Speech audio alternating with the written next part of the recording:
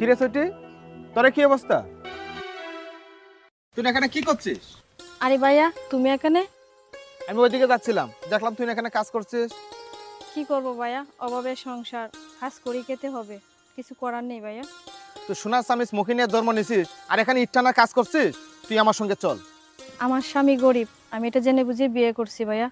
আমি তোমার সঙ্গে যেতে পারবো না। হয়তো তোমাদের মতো ধন সম্পদ না থাকতে পারে, বাড়ি গাড়ি না থাকতে পারে, কিন্তু ওর কাছে যে একটা মন পাইছি, এই ভালোবাসাটুকু নিয়ে আমি সারা জীবন ওর সঙ্গে থাকতে চাই। আমি তোমার সঙ্গে যাব না ভাইয়া।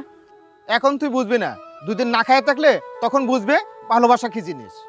না ভাইয়া, আমি কখনো তোমাদের বাড়িতে যাব না। ও আমাকে যেভাবেই রাখবে আমি সেভাবেই রাজি আছি থাকতে।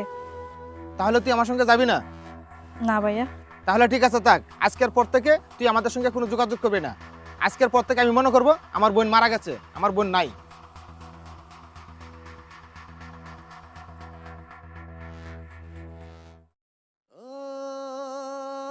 সুইটি, তুমি তো চাইলে তোমার ভাইয়ের সাথে যাইতে পারতা সুখে থাকার জন্য, তুমি কেন গেলা না?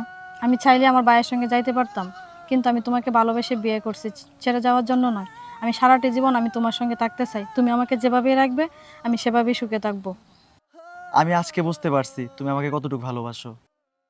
আমিও তোমাকে অনেক ভালোবাসি, আমি তোমাকে সবসময় সুখে রাখবো। ভালোবাসি বলেই তো আমি তোমাকে বিয়ে করছি, আর এভাবে যাতে সারাটি জীবন আমি তোমার সঙ্গে থাকতে চাই। আর তুমি আমাকে এই কুঁড়ে গড়েই আমাকে অনেক শান্তিতে রেখো, আর এভাবে আমি তোমাকে আপন করে নিব সারাটি জীবন। আর তোমার এত কষ্টের কাজ করা লাগবে না, চলো তুমি ঘরে চলো।